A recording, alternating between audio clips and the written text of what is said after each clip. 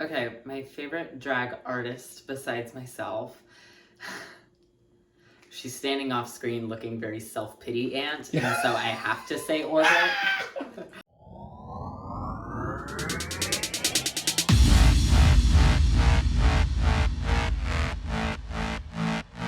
Hello everybody, my name is AJ Knox. I am the cyberpunk fuck slut. And yes, I did come up with that myself. My pronouns are she, her. I am 21 years old, and I come from the drag capital of the Pacific Northwest, Portland, Oregon.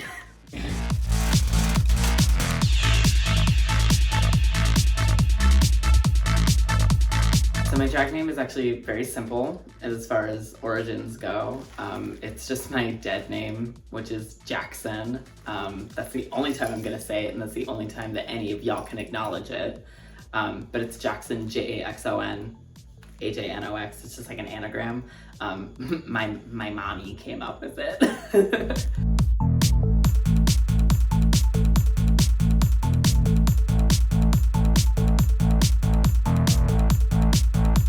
I've been doing drag for 3 years at this point. It's been a wild ride for the past 3 years.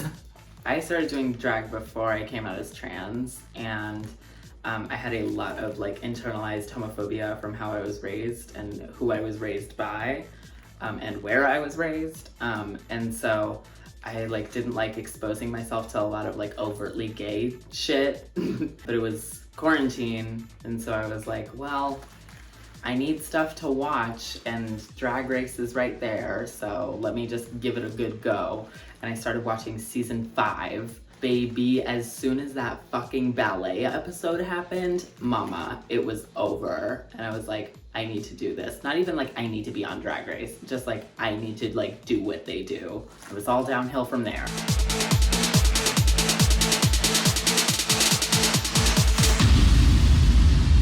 Biggest drag inspirations, definitely like Adore Delano, Aja, Alaska, anybody with an A name, hello. Oh, also Bayonetta, just like the character. I think she's so cut. As soon as I saw that she had guns on her heels, I said, yeah, I want to be her. And this is the closest I could get.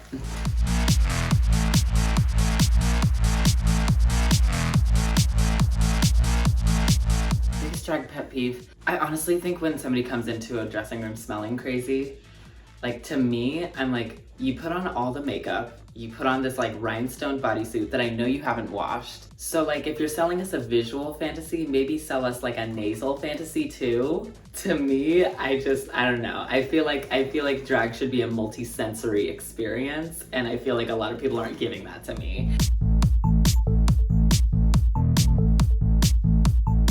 Well, I decided to compete on Drag Duel season 1, but God had other plans.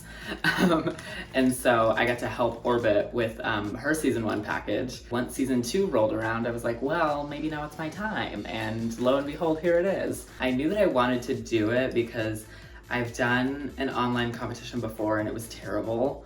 I've done an in-person competition before and it was terrible, but after seeing how season 1 went, I was like, oh wait, this didn't get canceled halfway through. Maybe it'll be good when I do it. Bitch, I don't want to compete in something that I don't want to watch. And so I figured I had a great time watching the first season, I'll have a great time being on the second season.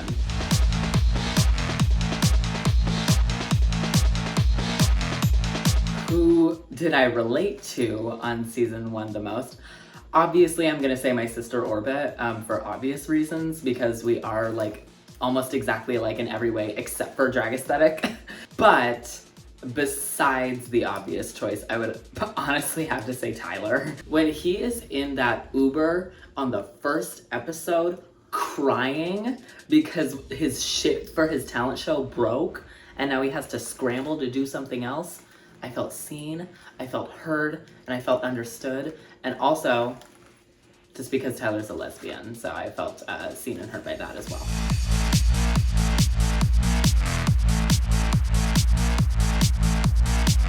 I think the fans of Drag Duel should root for me, honestly, by virtue of me being a familiar face.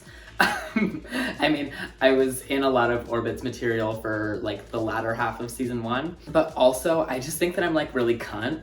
And so I don't know, y'all should vote for me because I'm a really cunt tranny. And if you don't, you're a transphobe.